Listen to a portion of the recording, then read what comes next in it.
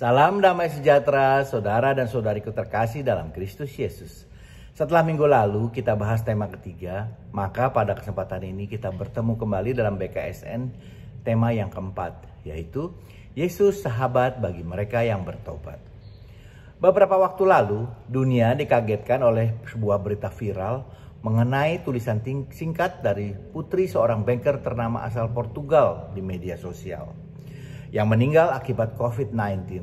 Tulisnya, "Kami keluarga kaya raya, tapi ayahku meninggal seorang diri sulit bernapas, seperti tercekik karena kekurangan sesuatu yang gratis tanpa biaya, yaitu udara segar.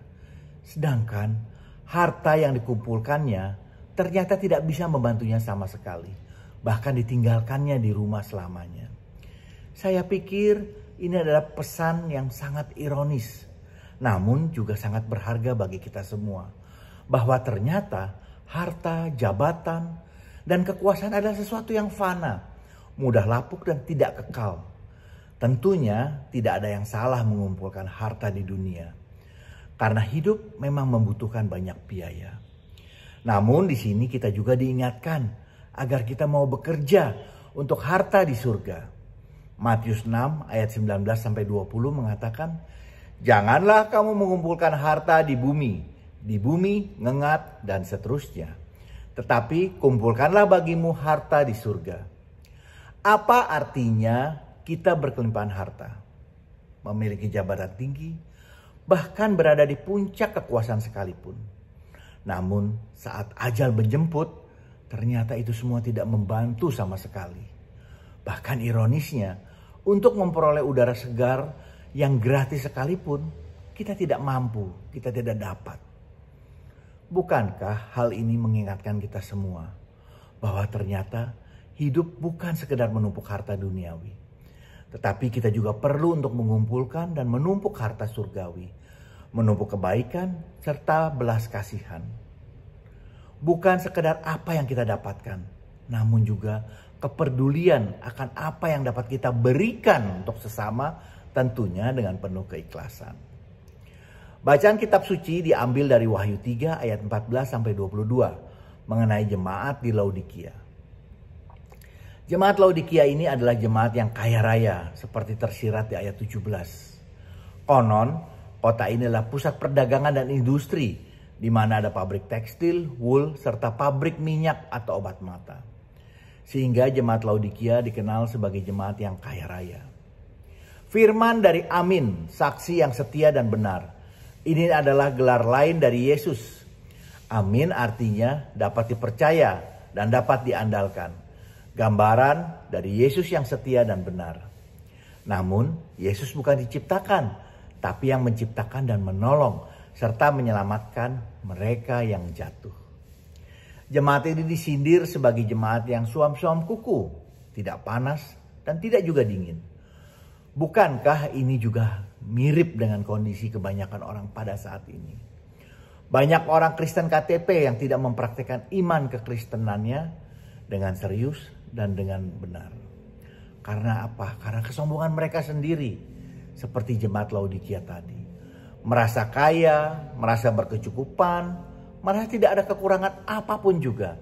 Mereka merasa sudah nyaman berada di comfort zone mereka. Sehingga mereka tidak sadar kalau sebenarnya di mata Tuhan mereka tidak demikian. Mereka melarat, malang, miskin, buta, bahkan juga mereka telanjang. Mereka pemilik, pekerja, atau orang-orang yang berada di sekitar pabrik tekstil tadi. Tapi mereka telanjang dengan pengertian mereka sama sekali tidak sadar akan kekurangan mereka.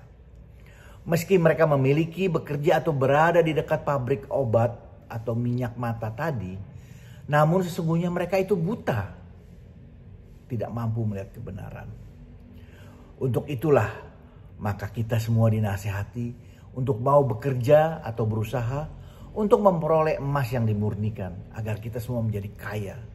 Juga memperoleh kain putih, lambang kesucian, agar dapat menutupi ketelanjangan kita yang memalukan. Juga kita pakai minyak atau obat mata untuk melumasi mata kita, agar tidak lagi buta dan menjadi mampu untuk dapat melihat kebenaran. Ayat 19 mengatakan, Barang siapa kau kasihi, ia kutegur dan kuhajar.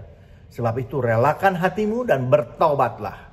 Maksudnya, Tuhan masih memberi kita kesempatan.